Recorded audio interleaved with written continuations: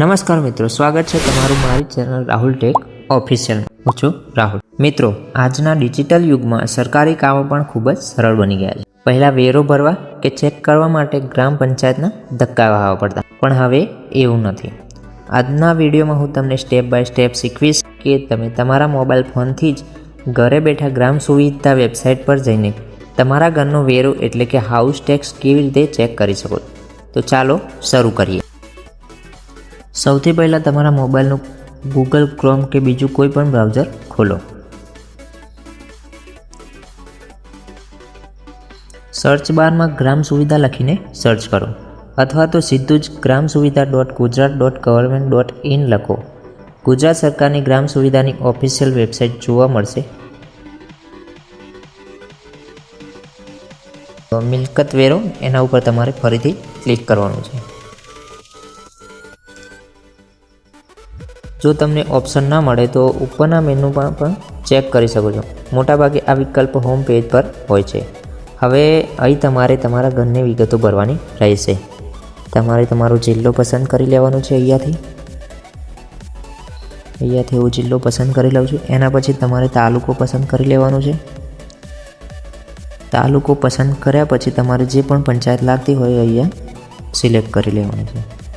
અહીંયા તમે મિલકત નંબર એટલે પ્રોપર્ટી નંબરથી પણ જોઈ શકો છો. મિલકત નંબર તમને ક્યાંથી મળશે? તમારા જૂના વેરાની પહોંચ પરથી આ નંબર મળી જશે.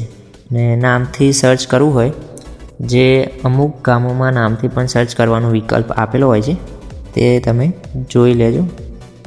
અહીંયા તમારા જોડે પ્રોપર્ટી નંબર હોય તો એ તમે અહીંયા નાખીને સર્ચ કરી શકો છો.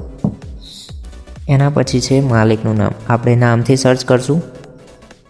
અહીંયા નીચે લખેલું છે નામથી શોધવું, સર્ચ બાય નેમ. એના પર તમારે ક્લિક કરવાનું છે. ક્લિક કરશો એટલે અહીંયા આવી રીતે આવશે. અહીંયા તમારે ગુજરાતીમાં નામ લખી લેવાનું છે.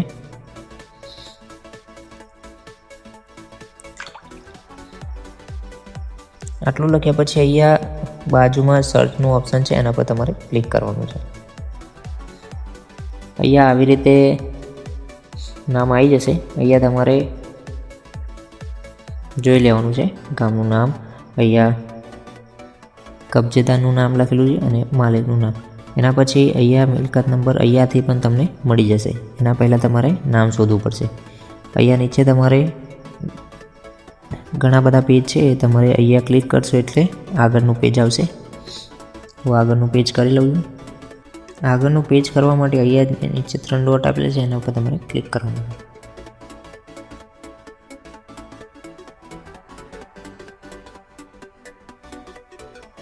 અહીંયા તમારે નામ શોધી લેવાનું છે.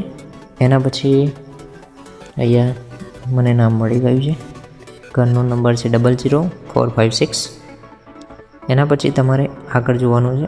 અહીંયા જે મિલકત નંબર છે એ નાખીને પણ તમે વેરો ચેક કરી શકો છો. હવે અહીંયા તમને નામ મળી ગયું છે, મંગાજી કાનાજી જોડિયા વિસ્તાર, બરાબર. અહીંયા બાજુમાં લખ્યું છે સિલેક્ટ. એના ઉપર તમારે ક્લિક કરવાનું છે. સિલેક્ટ ઉપર ક્લિક કરશો એટલે અહીંયા ઓટોમેટિક આવી જશે નંબર. એના પછી અહીંયા નામ આવી જશે, તમારા ઘરનો નંબર, અને અહીંયા વેરો જે પણ હશે એ અહીંયા આવી જશે. અહીંયા તમારા કયા વર્ષનો કેટલો વેરો બાકી છે એ અહીંયા બતાવશે. ચાલુ વર્ષનો આટલો છે, અને પછી એના પછી ટોટલ અહીંયા નીચે બતાવી દેશે. તમારી સ્ક્રીન પર તમારા ઘરની સંપૂર્ણ વિગતો આવી જશે. મિલકત ધારકનું નામ, છેલ્લો ભરેલો વેરો ક્યારે હતો, ચાલુ વર્ષનો વેરો, કેટલો વેરો બાકી છે, વેરાની ગણતરી. અહીંથી તમે તમારા વેરાની સંપૂર્ણ વિગતો જોઈ શકો છો, અને જરૂર પડે તો તેની પ્રિન્ટ પણ લઈ શકો છો, અથવા સ્ક્રીનશોટ પણ લઈ શકો છો. તો મિત્રો, જોયું ને કેટલું સરળ છે. હવે તમને પંચાયતના ધક્કા ખાવાની જરૂર નથી. ફક્ત 3-4 સ્ટેપમાં તમે ઘરે બેઠા જ મોબાઈલ પર તમારા ઘરનો વેરો ચેક કરી શકો છો. જો તમને આ વિડીયોમાંથી કંઈક નવું શીખવા મળ્યું હોય તો વિડીયોને લાઈક કરો, તમારા મિત્રો અને ગ્રુપમાં શેર કરો, જેથી બીજા લોકો પણ આ માહિતીનો લાભ લઈ શકે. અને આવા જ ટેકનોલોજી અને સરકારી યોજનાઓના વિડીયો જોવા માટે અમારી ચેનલ રાહુલ ટેક ઓફિશિયલને સબસ્ક્રાઈબ કરવાનું ભૂલતા નહીં. મળીએ છીએ આવા જ એક નવા અને ઉપયોગી વિડીયોમાં. ત્યાં સુધી જય હિન્દ.